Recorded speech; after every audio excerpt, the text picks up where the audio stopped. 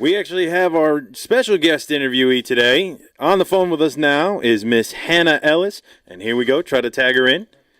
Hannah, can you hear us? Oh, yeah. All right. Perfect. There we go. All right. Well, ladies and gentlemen, welcome to Country Fried. That song was Kelsey Ballerini and Dibs. And on the phone with us now here live at WSIN Radio is Miss Hannah Ellis. How are you, Hannah? How are you? Oh, I'm so good. How are you today? Very good. I'm just getting into the studio. So we don't have that many tough questions here. They're very simple, just to get to know you and let the audience get to know you. So tell us a little bit about your background. I know you're from Campbellsville, Kentucky. Yes, I am. That is where I'm from originally. That's where I was born and raised. And then you went to the University of Kentucky. Yep. So I went to UK for the IC program, Integrated Strategic Communications. That's what I graduated with. And right after that, I moved here. Oh, perfect.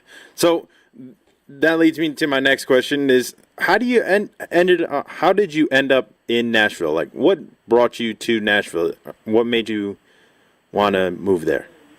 Yeah. So when I was 18, I was about to go to college, and I talked to my parents and basically said, I would love to pursue music. I'd love to do that as a career. And they were like, well, since you already have a full ride to college, we would love if you would go ahead and go to school. But, if you'll go to school, then we'll help you get to Nashville when the time comes, once you've graduated, And so they were super instrumental in helping me kind of travel back and forth throughout college and write with people down here and just get to know this community. And so once I was done with school, I moved here I graduated in December of 2012, and I moved here the next February of 2013. And I always knew I wanted to be an artist and a performer and a songwriter. And so it just made so much sense for me to be here. Awesome. I mean, who doesn't want to be in Nashville as a country, musician? That's like the hub of everything. Oh, yeah. So this is where it's happening for sure. Exactly. I mean, I don't hear New York City having really that much country music, but Right. So another question for you is, who was your biggest inspiration / idol growing up? When I was younger, I would definitely say that a lot of the women in country had a huge influence on me. Martina McBride and Faith Hill and Shania Twain and Jody Messina.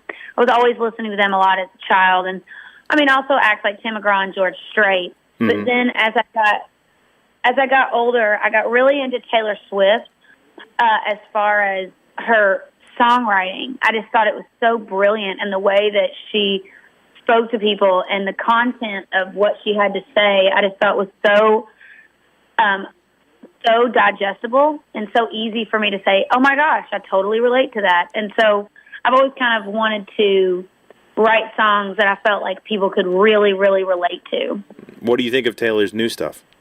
I think it's definitely different, but I think she's so talented, and she's exploring, like every musician does, a totally new avenue for her music. And I think that what is so fun about music is it's constantly changing, and we constantly get to rebrand and say, hey, this is where I'm at right now. This is how I feel, and this is what I need to express and get out there. And I think she's going to do that flawlessly, just like she normally does. And this record, I think, is going to be a phenomenal record. No, hey, more power to her. I mean, she was one of the biggest country music females for the early teens of the 2000s. So, I mean, she was taking home every award possible for a female, or even just a country artist itself. Yeah. Oh, yeah. I mean, she definitely she raised the bar down here for sure. Oh, yeah. So here's a harder question. If you weren't able to be a singer or a songwriter, what career would you aim towards? It would probably be one of two things. I would either want to do something sports-related, like when I was younger, I thought maybe sports medicine, And I thought that would always be fun, just to be involved in the athletics and get to help people rehabilitate. And then, honestly, I really love to cook. And it's something that I think is another way for me to express creativity. Because you get to come in and you get to start with all of these different things and make this beautiful finished product, which is exactly how it feels when you, make music. So it would probably be one of those two things. I'm just really passionate about food and about cooking and about healthy cooking, but in a way that, you don't lose any flavor. So It still tastes good. You got to have it taste good. Right, exactly. But I think it's just another way of expressing creativity to me. All right. So, what are you cooking? If I might invite you, if I'm getting invited over, what am I expecting to be, served at dinner? It just depends. It depends on what kind of food you're into. I mean, we do a lot of quinoa. I do this buffalo chicken quinoa that's basically like a stir fry, except it's using quinoa instead of rice, and then you make your own buffalo sauce, so it's a lot less sugar going into it. But, that's one of my favorite meals because you don't lack any flavor at all. It's very filling. Mm-hmm. I just love anything that I can, sauteed vegetables, and you put garlic in anything, and I'm pretty much down. Hey, I'm right with you. There's no deterring me away with that. Right. Just flavorful food is all we're looking for. So keeping up with your social media, I've been looking and, got to have some research behind the interview. I saw you do a lot with middle schools and elementary schools. What made you want to start, performing at middle schools and elementary schools? Well, my mom was a third grade teacher my whole childhood and growing up, and so school has always been something I'm really passionate about. I always really enjoyed school, but I also remember sitting in those sessions whenever they would invite people to come in and listening to these people that were a lot older than me, and they always had such an influence on my opinions of things and how I viewed where I wanted to go and how I viewed success. And so when I was asked by someone to put on a concert for their school, I was like, absolutely, because what I would love for kids to understand is that education is so important, and, being passionate about something is equally important. And for me, I was passionate about school, and not everybody is, and that's okay. But also, sometimes in life you just have to work towards something to get where you want to be. And that, for them, a lot of times means, okay, we have to do school and all these tests in order for me to go to college and pursue a career I really am passionate about. Mm-hmm. Or in order for me to graduate and move to Nashville and pursue a music career, I have to do the necessary hard work in order to get there. And I just wanted to be able to talk to these kids about that, but also putting on a performance and a show to where they're having fun and they realize, like, I'm not there to preach at them or be another teacher, I want to hang out with them and have a good time. And then also, send a positive message. Yeah, exactly. I mean, that's the number one thing. I'm currently in school here at Southern Connecticut State University, and we all know that, you're going to graduate and you're going to start at the bottom. You're not given, right. the reins of the company. You're going to have to work your way right. up. So everything's going to be a process. Everything's, getting your foot in the door to work your way up as much as you can. Mm-hmm. And a lot of times when I perform at these schools, it's usually right after their testing, and so they've just gone through a lot of hard work, and so it's nice for them to feel like, okay, this is going to serve a purpose down the road, Yeah. So these are more of the kind of fun questions that aren't really, too detailed on what could be asked. So one I'd like to ask my interview people is, what is one habit that a band member of yours has that annoys you to no end? Ooh, I don't know if I this may not be believable, but I don't even know if I have one. I mean, I adore everyone that plays for me.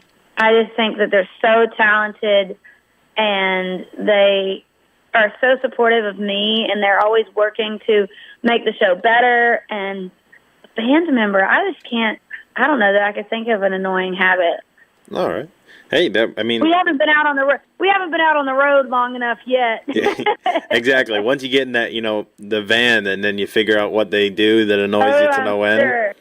then you'll be calling in and be like, that. Exactly. All right. So another thing is, this is a pretty common interview question. What are 3 things that you have to bring with you on a deserted island? Ooh. I would want pictures. I'm a big scrapbooker, so I would want like my scrapbooks and pictures because I'm really into just preserving my memories and my experiences with my friends. So I would definitely need that. Okay. I would want. Oh yeah, I have lots of scrapbooks. I'm kind of an old lady. It's fine. And then I would also want my Bible. That would be extremely important to me because then I wouldn't feel so alone. Okay. So that, and then an endless supply of red wine. Red wine. Okay. So it's going to be, you're not lonely and you're going to have a good time, with all your red wine. Exactly. So you mean you're all set. Don't even ask. Yeah, and then I can just talk to my pictures like they're real people. It'll be fine. Exactly. They may get up and walk around. You don't even know. Right. So I had an interview last spring where I don't know if you know her. Her name is Morgan Miles. She was talking about how she once met, who was it? It was a famous jazz musician. And she turned into a huge fangirl for about 10 minutes. And so now one of my interview question is, who is the one A-list celebrity that if you ran into, you'd immediately become a huge fangirl? Let me think about that. Well, it's funny because in our line of work, like, you're almost like, you can't really fangirl other musicians, but you can kind of get away with other celebrities. Okay. So, like, you're it's kind of like you get a pass if you fangirl like an actress or an actor. Yeah. So then who would that be? Ryan Reynolds I'd probably fangirl over Ryan Reynolds. Okay. But it's not Ryan Reynolds. I will say I was in a workout class one day, and Nicole Kidman came in, and I froze up pretty hard. So that was pretty distracting. Oh, I mean, Nicole Kidman, and then ties with Keith Urban. So I mean, the whole line of everything. You're just sitting there trying not to trip over yourself. I froze up pretty good on that one. I was like, oh my gosh, this is so cool. I myself wouldn't even be able to probably keep working out. I would just stand there and just. Right. So, do you have beautiful and tall? Yeah, I mean, she's drop dead gorgeous, but that's what actors and actresses are. I mean, usually they're not usually the people that are afraid to be on screen or modeling and all that. So, what is very true? What is one pre-show ritual that you have to do every single time? Oh, my vocal warm-ups. Okay. Yep. I have to do my vocal warm-ups before every show, or I'm just going to feel like I'm off. Even if my voice sounded fine, I would just feel like I was off. Do you have any unique ones? Like something that you do, but other people are kind of like, okay, that's unusual, that's out there? You mean a ritual or in my vocal warm-up? No, like a ritual, like in your ritual. I don't know if I do, honestly. Maybe I'll have to come up with one. We'll redo this interview, and I'll have way more interesting things that once I'm out on the road for much longer. There you go.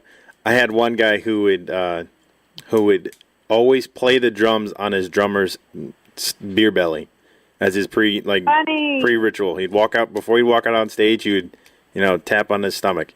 Don't know why. Oh, I love that. Couldn't tell you why. All right. Lighten the mood, I guess. Exactly. Your last question here for you today is, what is one unique talent that you have? Unique talent. So, some people could roll their tongue up into like a cylinder. Some people, I know people that could put their earlobes in their ears. I mean, I had a roommate freshman year who could put his feet behind his head in a pair of jeans. So that's so funny. Any talent that you. I mean, I don't know. I will say a few times. I don't know if this is a talent, and hopefully nobody thinks I'm a crazy person.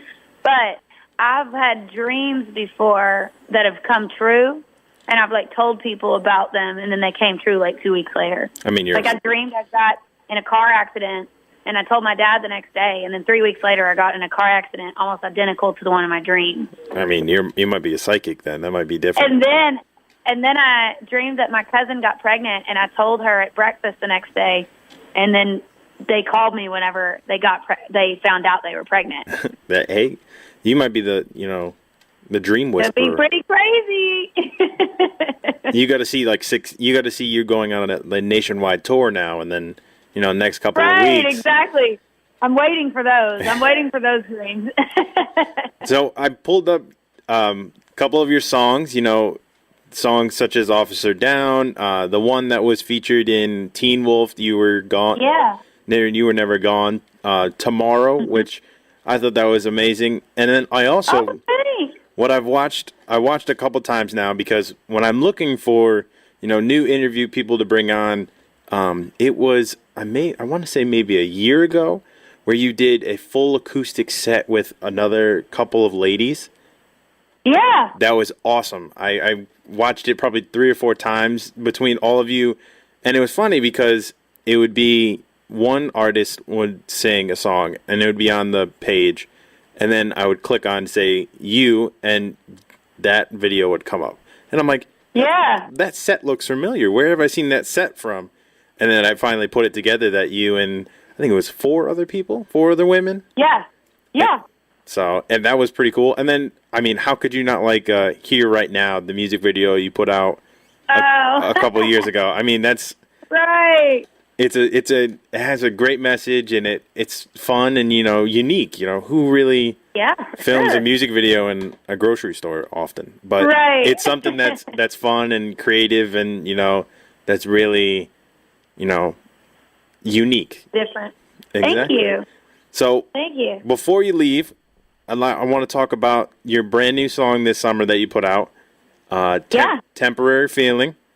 So give us a little bit about that, a little bit behind where it came from and how it got all started.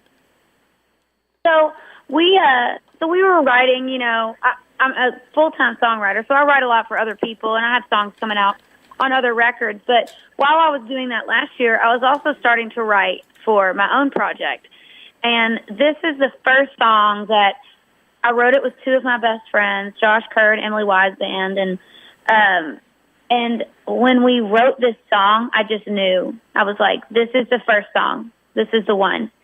And then every song after that is on the project, it had such a direction, and it just fell so in line with Temporary Feeling. And it's funny because when we went to write Temporary Feeling, I've had a boyfriend for 3 years now, but you still write about, feelings that broken hearts and things in life that are hard and feelings of betrayal that you felt. But when I went in to write Temporary Feeling that day, we were like, let's write a love song, like a real love song about where I'm at right now. And let's make it fun. Let's make it something people want to dance to. I mean, that's what drew me to it. I mean, you listen to all these other, female country artists, and they, get to sound almost the same. And turned it on, and you had that beginning where, boom, boom, and then it's like it just draws you right in, and then it's something that's unique, that's not out there, that everyone else is playing. Well, thank you. I really appreciate that, because that's really what we were going for, is something so different and something special. And then with the lyric that also meant something to me, it's like, we thought the line, every dime you're going to make, is so funny because you don't make a lot of money as a musician. And it's like, eventually you might, but right now none of us have that much, So it's just funny when we wrote it, that was just kind of where we all were, and just honest lyric to us. Yeah, I mean, everything that I've heard you, at least you put out here on, whether it be Spotify or YouTube, I mean, it has a lot of feeling to it. It has a lot of emotion. So it's not just, you just throwing out random music. This stuff sounds like it's coming from your heart. And I mean, that's what you want to hear. It really is. It really is. All right. Well, we're going to put you out to Here Right Now. Going to play it here, right here. Aww. And we'll hope you have a good rest of your Thursday afternoon.